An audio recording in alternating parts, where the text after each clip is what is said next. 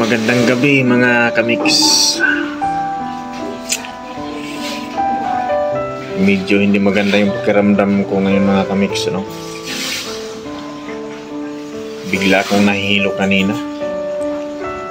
Umatake si HB. Ayan, no? Uminom ako ng bawang. Yan.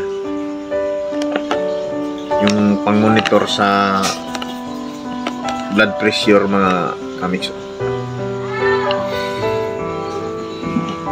Umabot kanina yung yung blood pressure ko, umabot siya ng 160/115. Buti na agapan. Nahilo ko kanina doon. Buti na agapan. Yan, mga siguro 30 minutes na ako dito ngayon na nakaupo.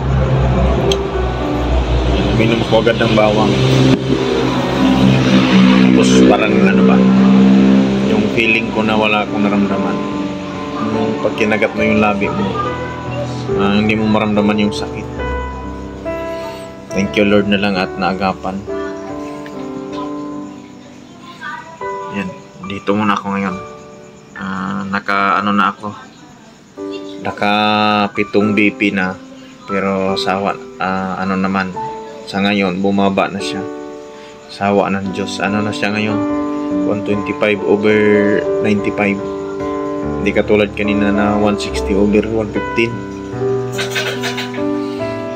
Ay, buhay.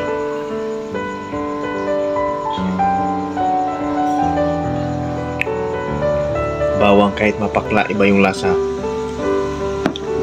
Yan, iniinom ko para bumaba talaga, maging normal ulit.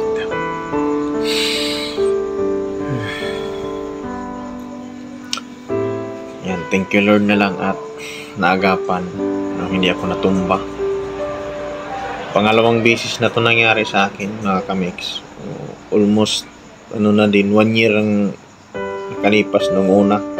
So naulit ngayon. Kaya hindi muna tayo ngayon magpupuyat.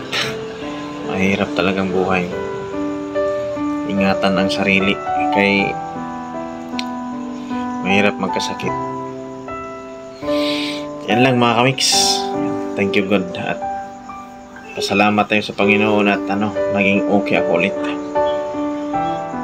Yan, bye-bye sa inyo at God bless.